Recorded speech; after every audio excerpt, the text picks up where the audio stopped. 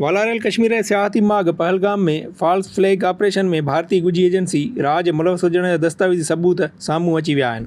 कश्मीरी तंज़ीम the resistance front TRF पारां intelligence agency राज जा मुबैना ॻुझा दस्तावेज़ जारी कया विया आहिनि, जिन में फॉल्स फ्लैग ऑपरेशन जो मुकमल मनसूबो शामिल आहे। लीक थियल दस्तावेज़ ज़ाहिर कनि था त अनंतनाग ज़िले में ऑपरेशन कयो वेंदो। मीडिया खे वाक़े खां 36 खां 48 कलाक अॻु वाक़े वारे हंधि मुतहर कयो वेंदो ऐं सियाहनि जी अचवञ जी निगरानी बहाने फील्ड ऑपरेटर्स खे मुक़ररु कयो वेंदो। वेबसाइट राज जे दस्तावेज़ जो हवालो ॾींदे दावा करे थी त हमले जे 2 खां 4 कलाकनि अंदरि शाहिदनि जा बयान हिकु आर्टिफिशियल इंटेलिजेंस सिस्टम तहत वरिता वेंदा।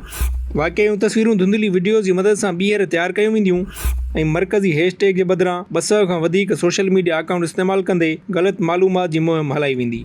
वेबसाइट दावा कई त पाकिस्तान ते इल्ज़ाम लॻाइण लाइ ट्रेन्स खे बिना कंट्रोल जे पखेड़ियो वेंदो ऐं बहस खे कश्मीर खां हटाए आलमी इस्लामी साज़िशुनि ॾांहुं मुंतक़िल करण जी कोशिश कई वेंदी। वेबसाइट राज जे दस्तावेज़ जो हवालो ॾींदे दावा करे थी त ऑपरेशन अमरीकी नायब सदर JD वेंस जी सिफ़ारती मौजूदगीअ में कयो वेंदो।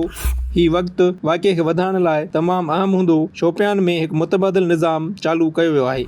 ॿिए तरफ़ ज़रियनि जो चवणु आहे त भारतीय हुकूमत हिकु ॻुझे दस्तावेज़ जे लीक थियण जी जांच करे रही आहे ऐं लीक थियल दस्तावेज़ ते कंहिं बि शख़्स जी सही न आहे। वाज़िह रहे त हिंदुस्तान पहिरियों पहलगाम हमले जो इल्ज़ाम TRF ते लॻायो, जंहिंखे TRF रद्द करे छॾियो। जंहिं ग्रुप ते इल्ज़ाम लॻायो वियो हो उन पंहिंजी वेबसाइट ते दावा कई त उहो दस्तावेज़ राज हो।